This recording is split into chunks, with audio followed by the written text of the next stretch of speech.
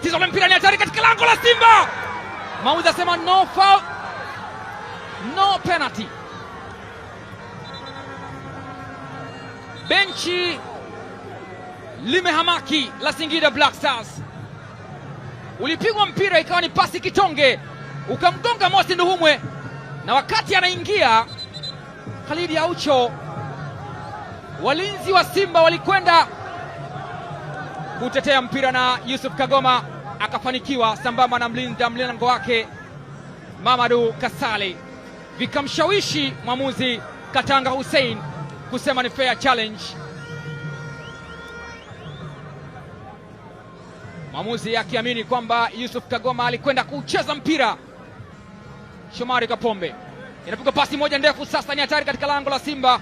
Lamine Jajo katika umiliki wa mpira, ni Singida Black Stars anaingia. Lamine Jajo ameudaka na unatoka mlinda mlango mguni.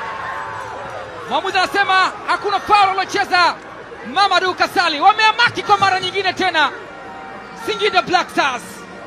Katanga Hussein anasema nothing can be given.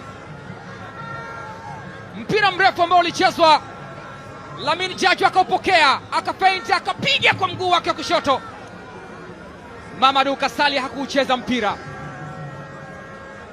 ambao Joseph Gede alikwenda kuondosha katika upeo wa Mamadou Kasali, akaukosa mpira, na ulio karibu zaidi ulikuwa ni mwili wa Joseph Gede. Ndicho ambacho wanalalama nacho Singida Black Stars, wakiuliza je, aliugusa mpira Tanja Kasali?